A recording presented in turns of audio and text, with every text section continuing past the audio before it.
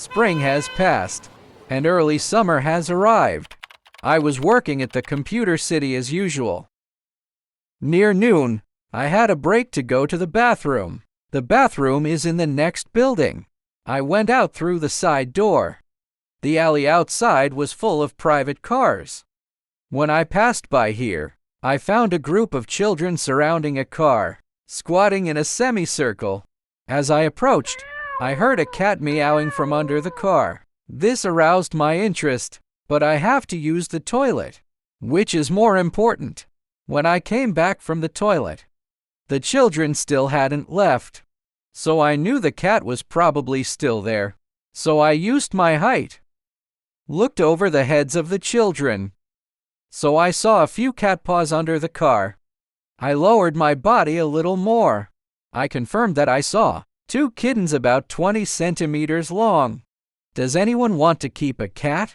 I asked when I returned to the store. Of course, the boss said, "Where are the cats?" So I took him to the car beside the side door. We walked towards the car with the cat. From the other side, a middle-aged man also came, who looked like the owner of a store. The children squatting on the ground and saw several adults approaching. They instinctively dispersed. But at this time, I only saw a kitten under the car. I said casually, not knowing who I was asking, "Has someone already taken one away?" "Yes, I just took one away."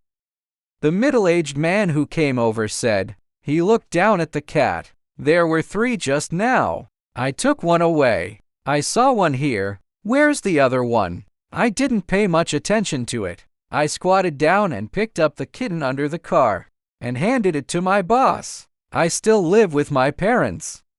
I probably don't have the chance to keep an unknown cat with unknown hygiene status. When we turned to leave, we heard cat meowing under the car. I leaned over and looked down under the car, but I didn't see any cat. While I continued to look for the source of the meowing, my boss said he would take the cat away first. After a while, he came back, saying that he gave the cat to a small restaurant in the back alley of the building, where there are many mice. The landlady always wanted a cat to scare the mice. She added that it was a little female cat. It turned out that he didn't want to keep it. At this time, I had figured out the source of the cat's cry under the car.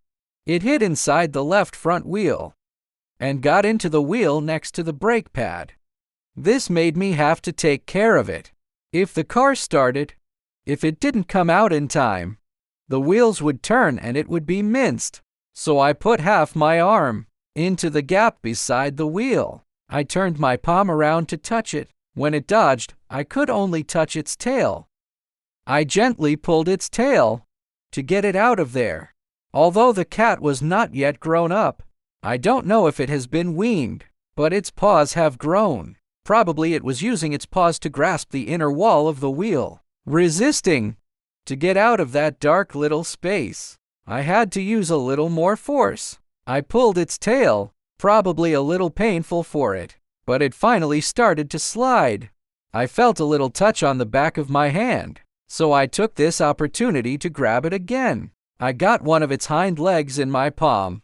Its legs should be stronger than its tail, so I began to use some force with confidence. I pulled this little guy out of the dangerous corner where it was hiding. When I handed it to the boss, I thought, although this little guy is small and ignorant and hiding in the wrong place, but it seemed quite smart overall. It should be a male. The boss came back from the small restaurant and told me, after being identified by authorities, it was also a female.